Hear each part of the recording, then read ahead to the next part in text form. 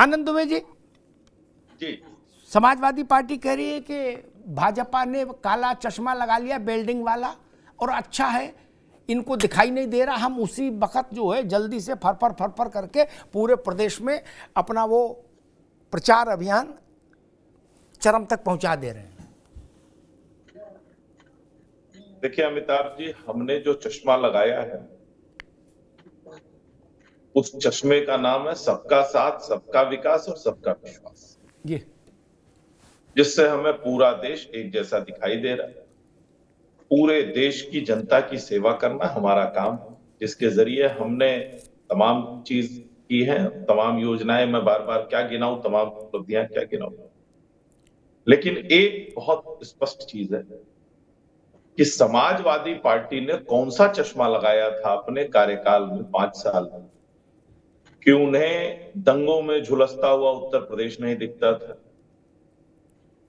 गुंडों की गोलियों की तड़तड़ाहट की आवाज इनके कानों में नहीं गूंजती थी, किसानों की बदहाली बर्बादी इनको नहीं दिखती थी, युवाओं की नौकरी पैसे लेकर पूछी जारी होती थी। ये कौन सा चश्मा था, कौन सी कंपनी ने इनको बना के दिया था कि सब कुछ इनको दिखना ही बंद हो गया था। इन्हीं लोगों के कार्यकाल में चीनी मिलें उत्तर प्रदेश में बेची गई, अमिताभ जी, ये सबको पता है। चौधरी चरण सिंह जी के इलाके में रमाला में जो चीनी मिल थी उसको भी बंद करने का काम किया इन लोगों ने, जिसे हमारी सरकार ने शुरू किया। बंद पड़ी चीनी मिलों को हमने शुरू किया, किसानों को गन्ने का सही भुगतान देने का काम किया और समयबद्ध तरीके से भुगतान कर रहे हैं, किसानों को सम्मान निधि देने का काम किया। इनके समय में क्या होता था, किसानों की जमीन पे कब्जा कर लो, चीनी मिलों को बेच दो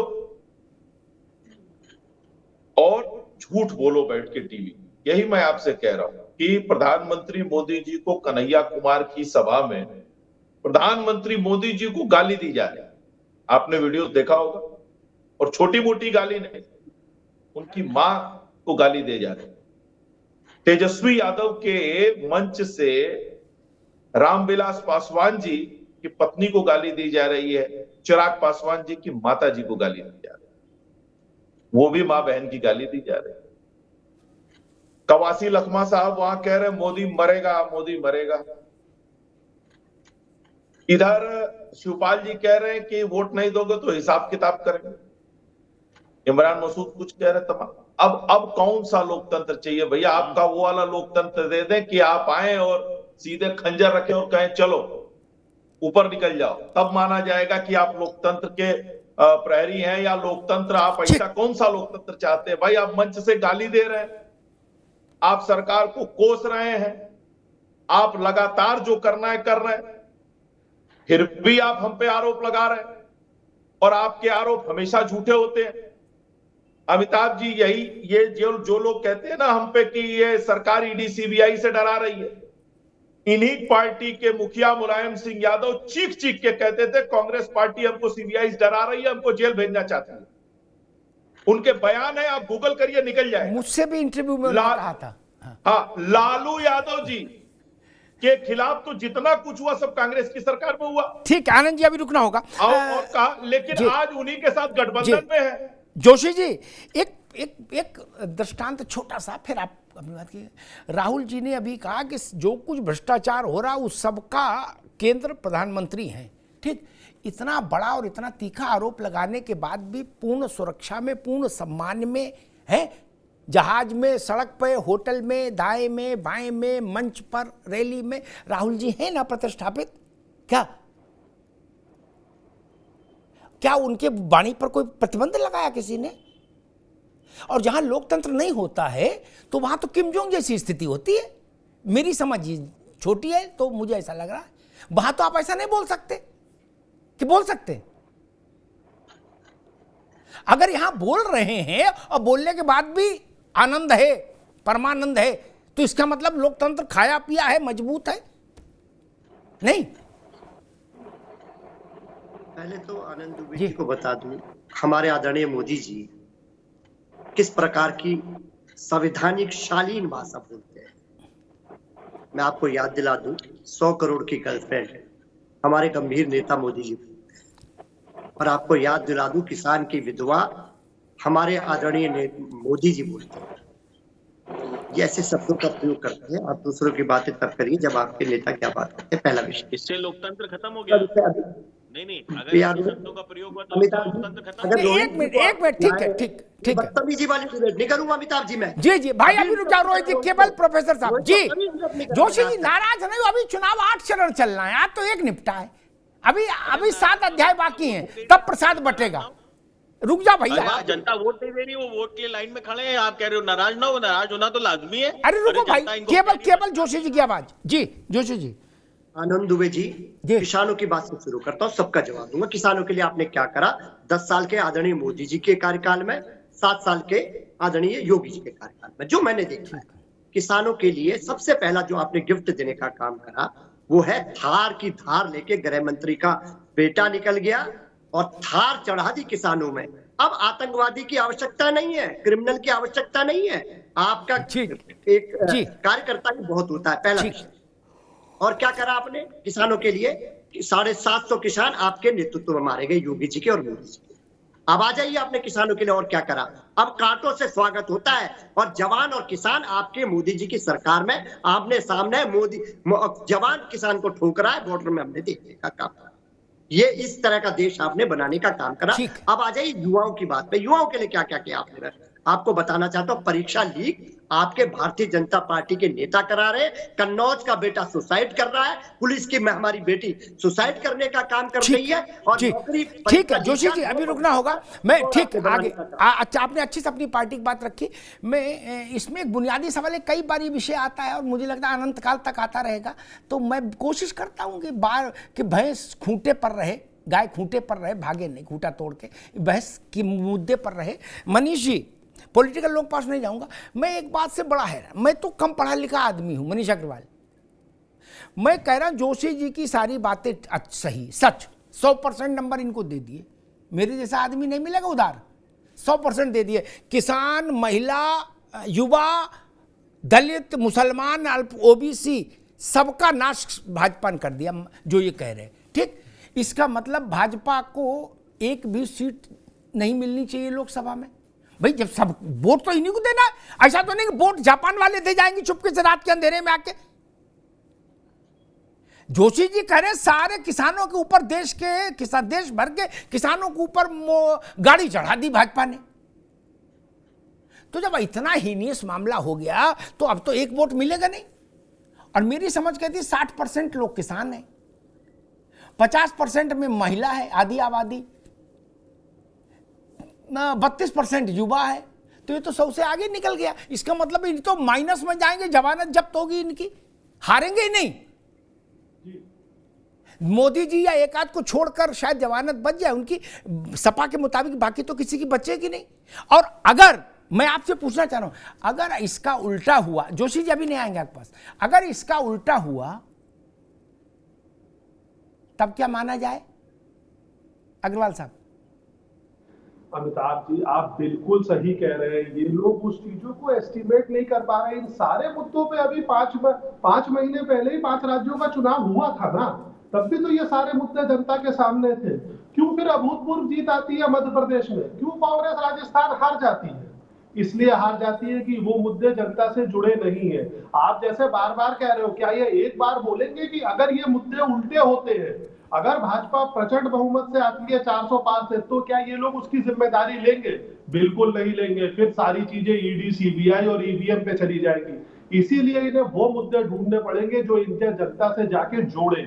आप जैसे पत्रकारों से, विश्लेषणों से इन्हें सीखना पड़ेगा, उस पे एनालिसिस करनी पड़ेगी। जैसे आप कह रहे थे ना, ये लोग क्लोज डोर में क्या बात करते हैं, इन्हें आप जैसे पत्रकारों का विश्लेषण सुनना चाहिए उन क्लोज डोर में, कि कहां से करंट आ रहा है, क्या पिलर है। मोदी जी सब पत्रिकाओं को इंटरव्यू दे रहे हैं, सब पत्रकारों से मिलते हैं। क्यों मिलते हैं? जनता की भावना जानना चाहते हैं ना।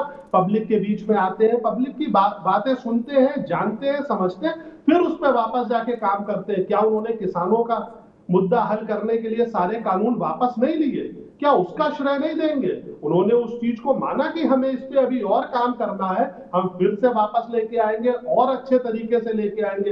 अगर जनता हमारी बात इस बार नहीं समझ पाई है, हम फिर कोशिश करेंगे, लेकिन आप उन पे अपने विचार थोपोगे नहीं, आप उनको समझने की कोशिश करोगे। जी ठीक मनोज जी, रोज भाई अभी सब लोगों सबको अवसर मिलेगा। आनंद जी, मैंने अभी माननीय जोशी जी की सारी बातें मान ली हैं क्या, और इनकी सारे आरोप मानने के बाद उसका स्वाभाविक परिणाम ये दिख रहा है कि आप जितनी भी सीटों पर लड़ रहे हो चुनाव, मुझे पता नहीं कितनी लड़ रहे हो टोटल, जितने पर लड़ रहे हो सब में आपकी जमानत जब्त हो जाएगी, ये 10 वोट भी आपको नहीं मिलेगा पूरे देश में, क्योंकि जब महिला, किसान, युवा और किन किन का बताया सबका आपने गड़बड़ कर दिया। ठीक, तो वोट तो यही देंगे, ऐसा तो नहीं कि अमेरिका वाले वोट कोई पार्सल कर देंगे कि ये ले लो। और अगर ऐसा नहीं हुआ तब नैतिकता ये कहती है कि फिर विपक्ष को सार्वजनिक तौर पर आकर ये कहना चाहिए कि नहीं हमारे आरोप गलत थे। आनंद जी। अमिताभ जी, नाव कागज की छोड़ दी हमने, है समंदर अब तेरी जिम्मेदारी। लोकतंत्र के समंदर में पार्टियां नाव की तरह है जो समंदर में उतर गई हैं। अब जिसके इरादे मजबूत होंगे, जो मजबूत होगा, जिसने काम किया होगा, वो पार निकलेगा, जो झूठ बोल रहा होगा वो डूब जाएगा। एकदम सही कहा, अगर हम हार जाएंगे तो हम ये मान लेंगे कि भुवन भास्कर जोशी जी जो कह रहे थे वो एकदम सत्य थे, और अगर हम जीत जाएंगे तो इनको मान लेना चाहिए कि ये जो बोल रहे थे वो असत्य था, झूठ था। अब देखिए, इन्होंने एक घटना की बड़ी जिक्र करते हैं, थार थार थार। अरे साहब, घटना हुई, उसकी जांच चल रही है, मामला कोर्ट में है, हमारे जो नेता थे उनका बेटा जेल भी गया, उस पूरे मामले की जांच, और आज भी कह रहा हूं जो दोषी होगा छोड़ा नहीं जाएगा। लेकिन उसके बाद विधानसभा सीट चुनाव हुआ और लखीमपुर की सारी सीटें हमने जीती तुरंत बाद, और 22 का चुनाव जो भारतीय जनता पार्टी ने वो हमने जीता। तो आप तो हर चीज में राजनीति करते हैं। हमारा स्पष्ट मामला है, चाहे हमारी पार्टी का हो चाहे किसी पार्टी को, अगर वो दोषी है, अगर वो गलत करेगा तो जेल जाएगा। अब इन्होंने किसानों की बात कही, कहा किसानों के लिए कुछ नहीं। देखिए, किसान देख रहा है ना कि पहली बार किसने किसान सम्मान निधि शुरू की, और बिना किसी भ्रष्टाचार के, बिना किसी गड़बड़ी के किसानों के खाते में एक क्लिक में पैसा पहुंच रहा है। अमिताभ जी, मैं स्वयं, मेरे पिताजी बड़े किसान हैं, हमारे पास गांव में खेत है, और हम लोग मूलतया जो है गेहूं और चावल की ही ज्यादा, मतलब गेहूं और धान की ज्यादा खेती करते हैं, बाकी खेती दलहन तिलहन खाने के लिए करते हैं। हर बार हम लोग जब सरकारी सोसाइटी पर, जब इनकी सरकारें हुआ करती थी, जाते थे बेचने के लिए, तो बिक जाता था और चेक मिल जाता था। ऐसा नहीं था कि इनके समय में खरीद नहीं होती, खरीद होती थी, उसमें गड़बड़ियां भी बहुत थी, लेकिन चेक मिल जाता था। और अमिताभ जी, वो चेक लेके 6-6 महीने घूमना पड़ता था। कई लोग तो बैंक मैनेजर को घूस देते थे कि हमारा चेक पहले लगा दीजिएगा साहब, क्योंकि पता चला कि देना 1 करोड़ रुपए और आए हैं 10 लाख रुपए, तो जिसका चेक पहले लगेगा उसको मिल जाएगा। ये उत्तर प्रदेश में इस तरह से खरीदारी होती थी। इसी तरह से गन्ने का होता था, लेकिन आज 72 घंटे के अंदर पेमेंट आ रही है, धान और गेहूं की या जो भी खरीद की जा रही है, गन्ने की भी। तो योगी जी ने कहा कि 121 जो चीनी मिले उनमें 105 जो है ऑन टाइम पेमेंट कर रही है, और जो देर से कर रही है उनको भी नोटिस जारी किया गया कि आपने ठीक नहीं किया तो आपके खिलाफ कार्रवाई करेंगे। ठीक, इसके अलावा 1350 रुपया गेहूं की एमएसपी थी 2014 में, आज 2275 रुपया है। 1360 रुपया। एक सेकंड जी, 2183 रुपया। ठीक, आज खरीद के मामले में हम कहीं आगे, हर तरह से। अच्छा अमिताभ जी, एक और विशिष्ट चीज बता दूं, 46 साल से लटकी हुई परियोजना है, बाण सागर परियोजना, अर्जुन सागर परियोजना, बंडई बांध परियोजना, इसके अलावा सरयू लिंक परियोजना, जितनी भी सिंचाई योजनाएं थी, ये 45 साल से लटकी हुई थी, जिनको पूरा करने का ठीक। रोहित अग्रवाल, एक छोटी सी टिप्पणी, महिला, युवा, किसान धनवान गरीब सबका साथ आपने गड़बड़ किया, मतलब एनडीए ने, और किसी का भला नहीं किया, सब लोग बहुत नाराज हैं। ये नैरेटिव है इंडिया गठबंधन का। ठीक, इस नैरेटिव को अगर सामने रखे तो आपको एक वोट भी नहीं मिलना चाहिए, छपरौली में भी आपकी जमानत जब्त हो जानी चाहिए। देखिए अमिताभ जी, जब हम इनके साथ थे तो उस भरी मीटिंग के अंदर माननीय जयंत चौधरी जी ने राहुल गांधी जी से कहा था कि आप एक तरफ कह रहे हो कि ईवीएम में गड़बड़ी, ईवीएम खतरे में, और उसी ईवीएम से चुनाव लड़ने के लिए हम लोग जा रहे हैं, तो कम से कम बात तो ऐसी करो जो जनता को भी समझ में आए। माननीय जयंत चौधरी जी ने प्रस्ताव रखा था कि जिस चीज का आप विरोध कर रहे हो उसी चीज के साथ आप लोकतंत्र के अंदर कैसे जा सकते हो। भाई तो कम से कम ऐसी बातें मत करो जो जनता को भी समझ में ना आए कि आप कह क्या रहे हो। देखिए एक बहुत बेसिक चीज है, बहुत जनता को समझ में आएगी। किसान के परिवार से बेटा नौकरी करने क्यों जाता था? क्योंकि घर में जो एक छोटी जरूरतों की चीजें होती थी, क्योंकि उसके घर में देखिए दाल चावल गेहूं ये अपने खेत में उगाता था, सब्जी उसके खेत में उगती थी, उसको तेल मसाले खरीदने के लिए उसके पास पैसे नहीं होते थे, तो एक लड़का नौकरी करने के लिए चला जाता था ताकि कम से कम घर के अंदर तेल और मसाले आ सके, ताकि घर में सब्जी बन सके और खाना बन सके। आज जो सम्मान निधि का ये मजाक उड़ाते हैं, ये वही तेल और मसाले के लिए है, ये वही छोटी जरूरतों के लिए किसान के कि अगर थोड़ी सी बीमारी हो जाएगी तो उसके लिए जो 100 रुपए उसके खर्च होंगे वो कहां से आएंगे, उसका ये मजाक उड़ाते हैं कि 2000 रुपए की सम्मान निधि में क्या कोठी बनेगी। भाई साहब वो कोठी नहीं बनेगी, पर वो रोज की जरूरतों की चीजों को पूरा ठीक है, करेगा। ठीक है, यही तो समय मैं कम आपको है समझाने की रोहित, कोशिश कर रहा समय हूं कम कि है।